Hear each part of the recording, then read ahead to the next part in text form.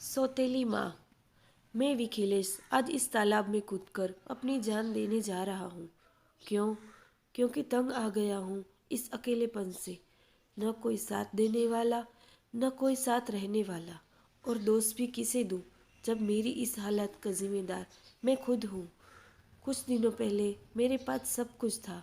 सुंदर सा परिवार, नंदा, मेरी दूसरी बीवी और गुड़िया सी बेटी सलोनी। सलोनी मेरे कलेजे का टुकड़ा थी। वह 5 साल की थी तभी उसकी माँ लक्ष्मी चल बसी थी। छोटी सी उस बच्ची को मैंने कभी माँ की कमी महसूस नहीं होने दी थी। मैं अपनी बेटी की परवरिश अच्छे से कर रहा था, लेकिन मेरे रिश्तेदारों का कहना था कि माँ आखिर माँ होती है। सलोनी को माँ की ज़रूरत है और इसलिए मुझे दूसरी शादी कर लेनी चाहिए। लेकिन मैं तैयार नहीं था, क्योंकि जानता था कि सौतेली माँ सौतेली ही होती है। आखिरकार मेरे अपनों की जिद के आगे मुझे घुटने टेकने पड़े और मुझे नंदा से शादी करनी पड़ी। शुरू शुरू में सब ठीक ठाक चला, लेकिन धीरे धीरे नंदा अपना सौतेला रंग दिखाने लगी। ऑफिस से घर आकर मुझे सलोनी के साथ खेलने की आदत थी। उसे गोदी में उठाकर मुझे जो सुकून मिलता वह अकल्पनीय था। तकरीबन 8 महीने पहले की बात है। मैं जब ऑफिस से घर आकर सलोनी के पास गया, तब अचानक नंदा ने चिल्लाकर सलोनी को उठा लिया।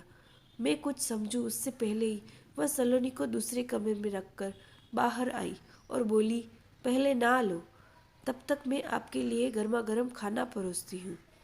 उस दिन के बाद नंदा का व्यवहार अजीब सा हो गया था।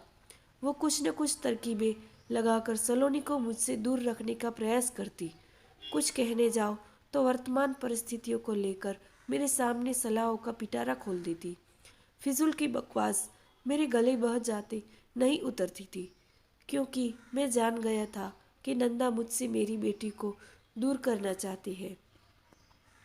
मैंने भी नंदा की कारस्तानियों को मुंह तोड़ जवाब देने की ठान ली। अब मैं उसकी एक बात नहीं मानता। सलोनी के साथ खूब खेलता। मैं अपनी बेटी को दुनिया भर की खुशियाँ देना चाहता था। वह भी बहुत खुश थी, लेकिन अचानक हमारी खुशियों को मानो किसी की नज़र लग गई। एक दिन सलोनी की तबीयत बिगड़ गई। मेरी सांसों में बसी सलोनी को सांस लेने में तकलीफ होने लगी। मैं डर गया, मेरा दिमाग सुन्न हो गया। मैं फौरन सलोनी को हॉस्पिटल ले गया, लेकिन ये क्या, उस दिन मेरी बेटी जो हॉस्पिटल में गई वह गई। डॉक्टर न मुझे उससे मिलने देते थे, न उससे बात करने देते थे। मानो सबका व्यवहार बंद नंदा सा सौतेला हो गया था। 2 दिन बाद नंदा की भी तबीयत बिगड़ गई, सो उसे भी हॉस्पिटल में एडमिट करना पड़ा। लेकिन मुझे नंदा से ज़्यादा फिक्र अपनी बेटी सलोनी की थी।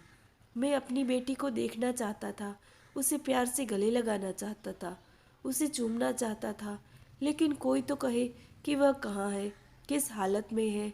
बस एक दिन डॉक्टर ने आकर मेरे हाथ में 2 कागज़ थमा दिए और बोले, यह तुम्हारी बेटी का डेथ सर्टिफिकेट है और यह तुम्हारी बीवी का।